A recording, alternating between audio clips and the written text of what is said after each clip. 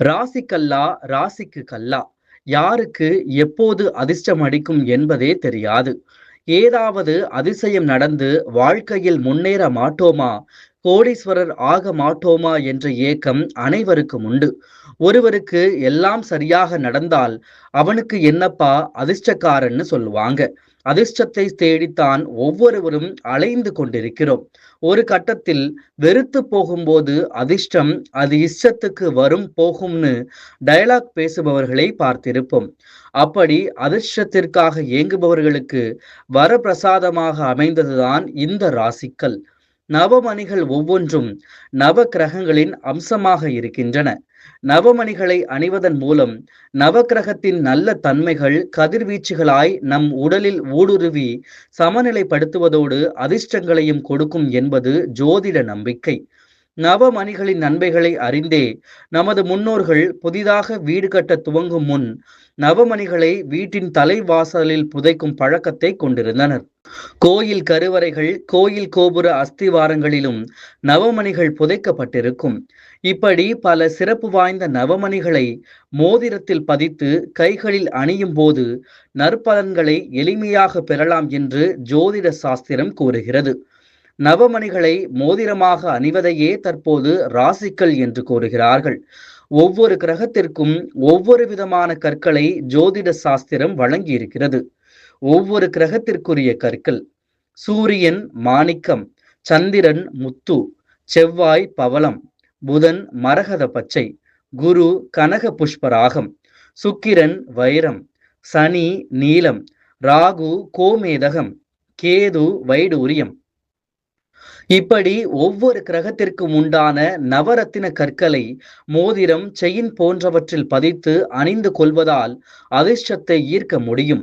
ஜோதிட சாஸ்திரத்தின் பொக்கிஷமாக கருதப்படும் நவரத்தின கற்களை தவறான வழிகாட்டுதல் மற்றும் புரிதலால் அண்மை காலமாக நாம் தவறாக பயன்படுத்தி தடம் மாறி வருகிறோம்.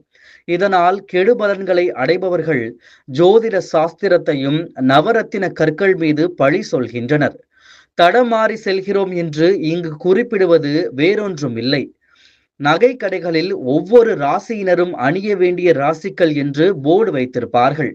அதில் மேச ராசிக்காரர்கள் அணிய வேண்டிய ராசிக்கல் பவளம், ரிஷப ராசிக்காரர்கள் அணிய வேண்டியது வைரம் என்று 12 ராசிக்காரர்களுக்கும் அணிய வேண்டிய ராசி கற்களை பட்டியலிட்டிருப்பார்கள்.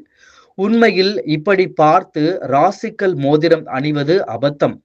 ராசிக்கல்லை மோதிரமாக அணிவதற்கு முன் சொந்த ஜாதகத்தை ஆராய்ந்து ஜாதக ரீதியாக பார்த்து அணிய வேண்டும். அதுவே நமக்கு நன்மையை கொடுக்கும்.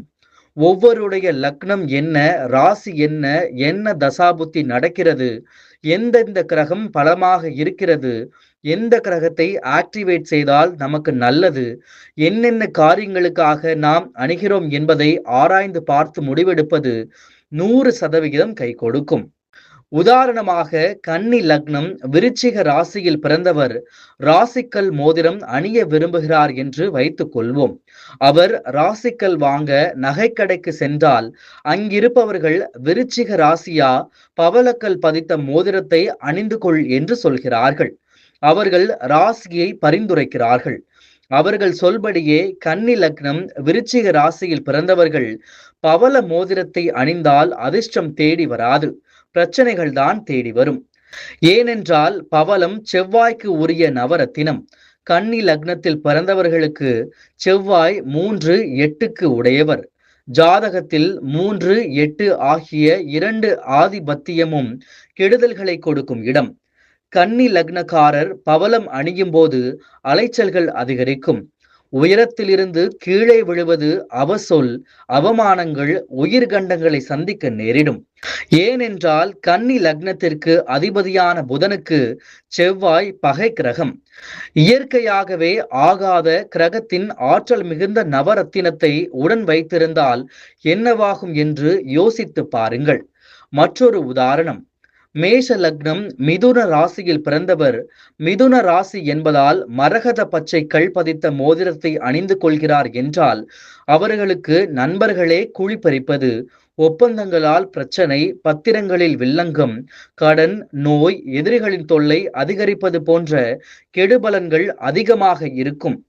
எளிமையான புரிதலுக்காக, உங்களுக்கு ஆகாத ஒருவர் 24 மணி நேரமும் உங்களுக்கு கெடுதல் நினைப்பவரை அருகில் வைத்திருந்தால் எப்படி இருக்கும்?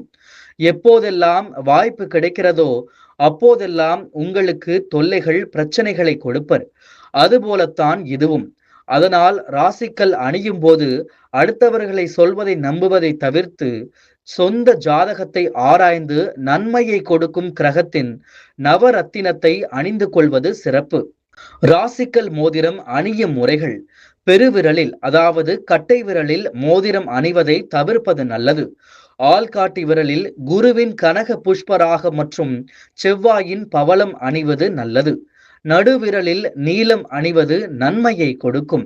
மோதிர விரலில் மாணிக்கம், வைரத்தை அணிவதால் நன்மைகள் பெருகும்.